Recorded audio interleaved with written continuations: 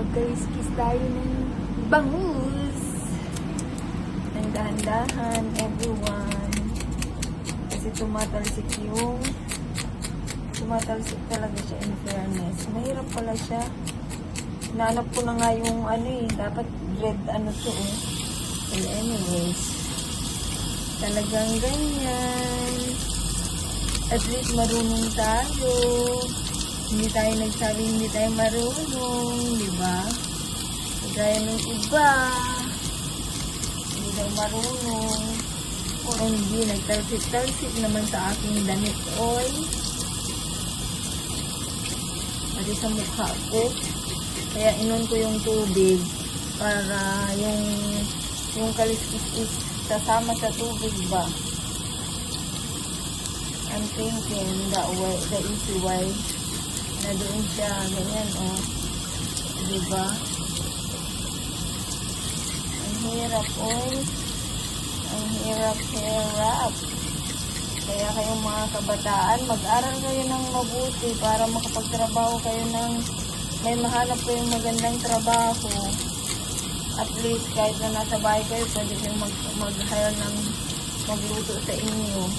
But anyway, okay lang din naman na alam nyo kahit paano minsan-minsan. Alam din natin. Pero talagang mahirap siya, my God. Pero dahil nga siguro rin ito yung matagal bang galing kasi ito ng Philippines. Galing siya ng Pilipinas. Oh my God, hindi pa ako nakakakalahati. Ang hirap-hirap man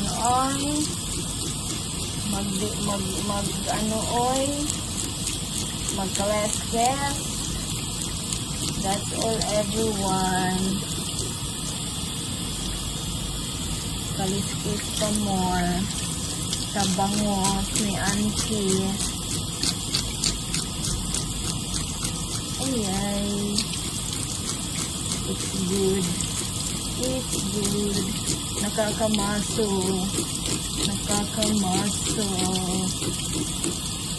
Not a good exercise. Kaya hindi ko talaga passion ang magluto. Kasi itong mga ganito, ay wala akong tiyaga. Masaya lang ako pag paminsan-minsan kong ginagawa. Pero kung everyday, ay naku, wag na lang po. Sorry talaga. Hindi ko kaya ang everyday sa kusina. Sorry. Kaya nga, iniisip ko ayaw ko na talagang mag-asawa.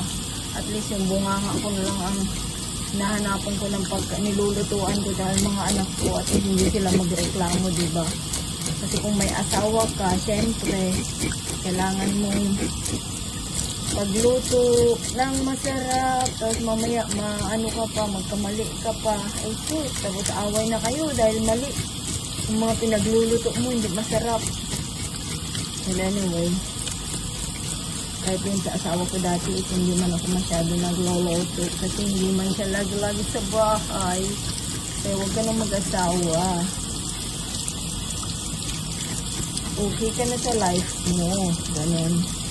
Okay ka na sa life mo. Ay, natapos ko rin. Ilang minutes yun.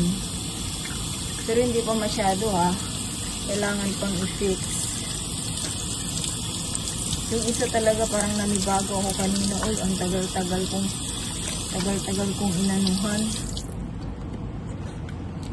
Kailangan natin itapon dyan yun. Hindi pa pala tapos. Ayan, nagsilabasan pa. Kapag itigil yung tubig, magsilabasan man yung oil. Yan pa sa ulo. Kailangan matanggal kasi itong tinik kasi gagawin ko itong kilawin na bangus. Sa mga hindi nakakaalam, magkikilaw tayo ng bangus today. Sabay ihaw-ihaw na naman. Kasi bibihira lang naman tayo wala na nga tayong day off. Kaya, let's please ourselves by ihaw-ihaw. So, diba? Ihaw-ihaw, kilaw-kilaw. Kaya dito lang tayo sa bahay. Actually, work at home naman ako ngayon kahit na, nandyan yung aking alaga, inuwi ko dito. Yung pusa lang ang hindi, syempre. Kasi nandyan yung tatay niya. Ayay.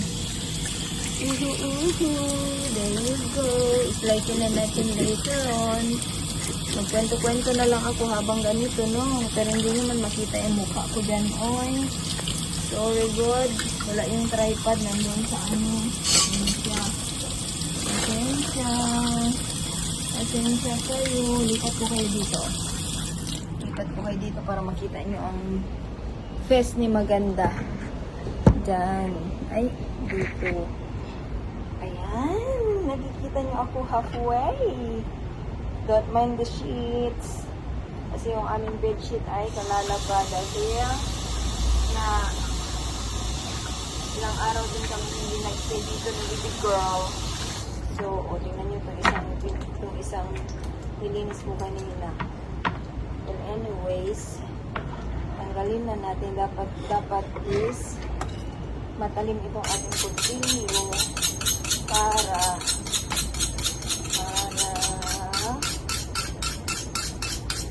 madilibong natin siya, diba? Tanggalin natin yung ulo kasi hindi naman natin kailangan ng ulo. But anyway, ito na lang pala. Hindi maganda. Hindi maganda, everyone.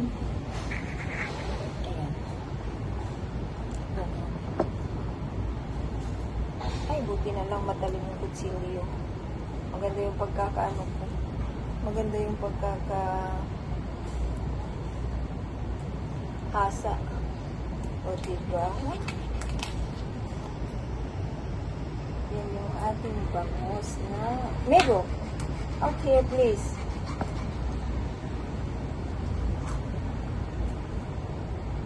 Tapos, tatanggalin natin itong mga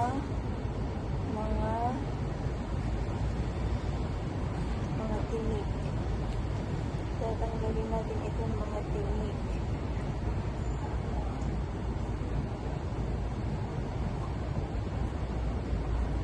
Diba? Para-paraan. Matagal na akong hindi nakakilaw ng bangus. It's been years.